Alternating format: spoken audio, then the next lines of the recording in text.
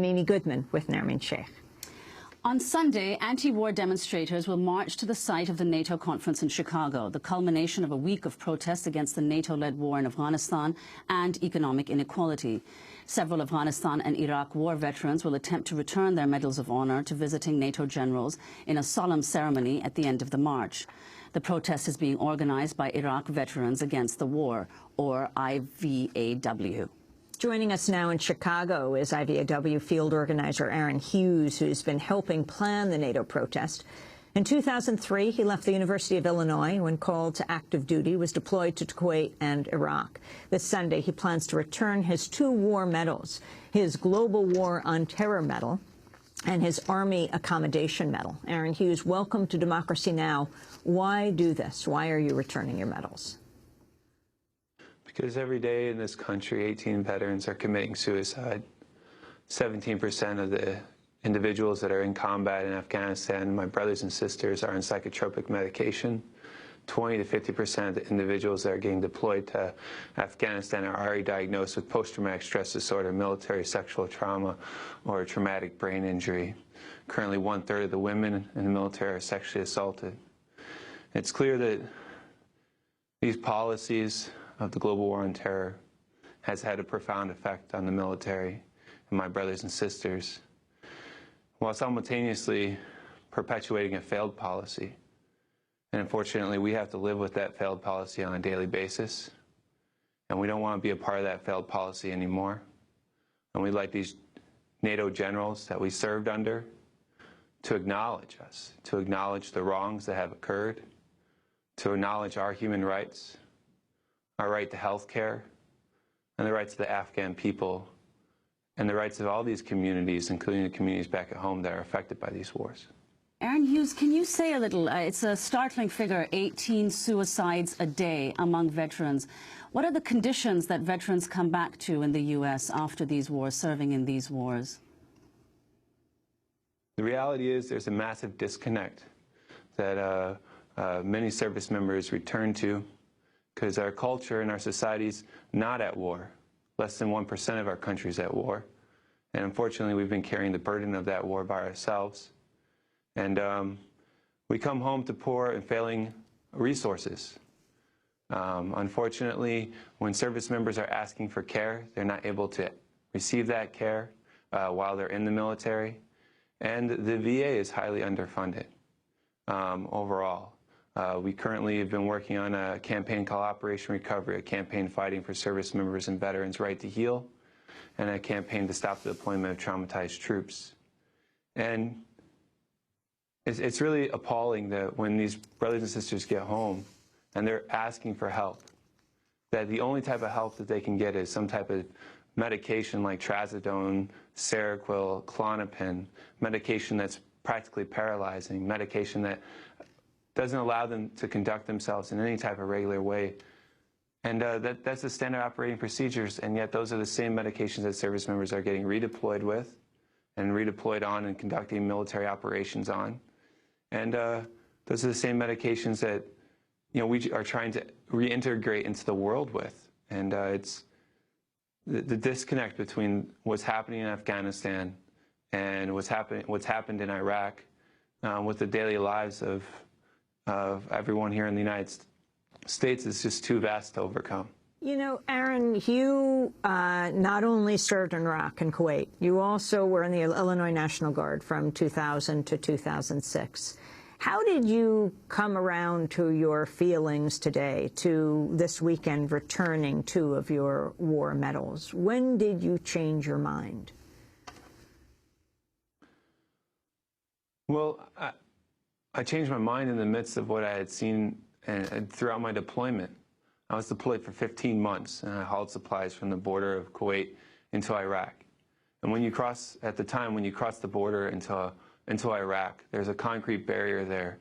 And on that concrete barrier, it said, "Beware of children and roadway," because as soon as you cross the border into Iraq, there'd be kids, no less than, 2-3 feet tall, willing to jump on a semi-truck to get food or water. And when I first crossed that border, I was like, "Hua, these are the kids I'm going to help. These are the kids I'm here to help build a democracy for. These are the kids I'm here to help provide humanitarian relief for."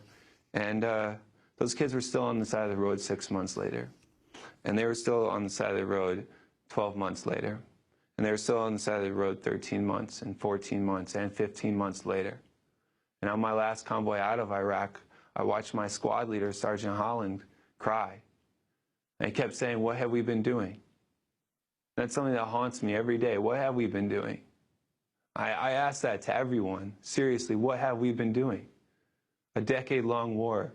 What have we been doing? And the individuals that have to carry those mistakes on a daily basis are the communities in Afghanistan and the service members that then return to a society with high unemployment and very little care for them when they return.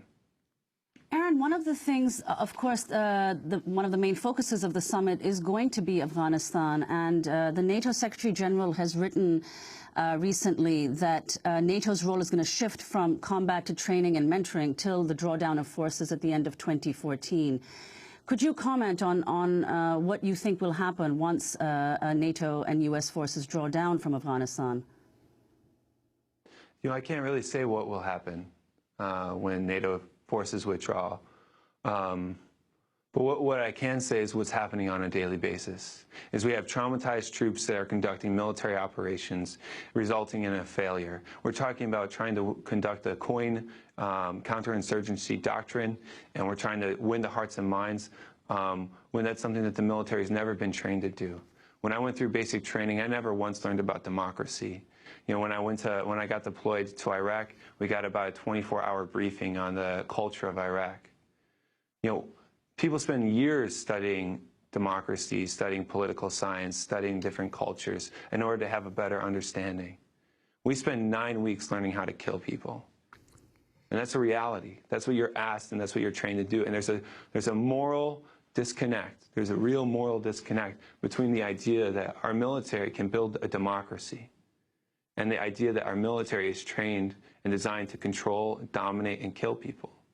So, Aaron, that's what our military is trained to do. What exactly are your plans? And yet we continue to ask it to do this thing, to build democracy, as if we've never read history, as if we've never looked at any other occupation throughout history, and that occupations don't build democracies, don't extend individuals' freedoms. The movements, the Arab uprising, the Arab Spring, that was building democracy.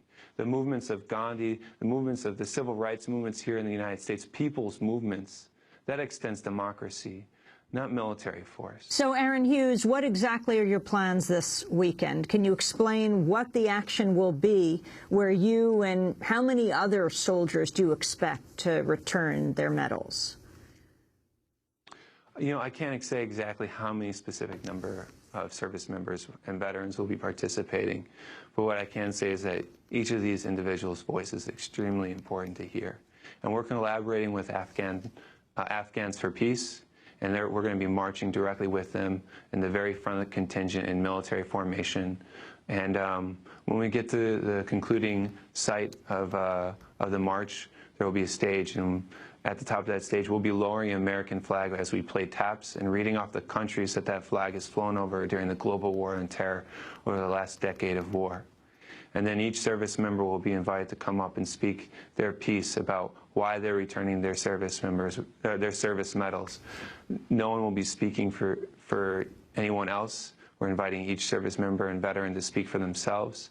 And then we'll be conducting a form of reconciliation and performance of some sorts with the Afghans for Peace, just to highlight the fact that we can see past the socially and politically and walls that have been promoted, similar to how the walls have been written here in Chicago. It's the demonstrators versus the security. In reality, I've been security force. I know what it's like to stand on those lines, and we're asking all these individuals that are participating in this security, the Illinois Army National Guard, other individuals that are in the service, to stand with their brothers and sisters. Stand on this side. Don't stand with the global 1%. Don't stand with these generals that continuously abuse their own service members and then talk about building democracy and promoting freedom. If they can't live up to their standards of their own service members, standards and that they've written, then how are they ever going to be able to accomplish any other mission that they've talked about? Aaron Hughes, we want to thank you very much for being with us, field organizer for IVAW, Iraq Veterans Against the War. He has helped plan the NATO protest and plans to return 2 of his war medals on Sunday at the anti-war march. This is Democracy Now!, democracynow.org, the War and Peace Report.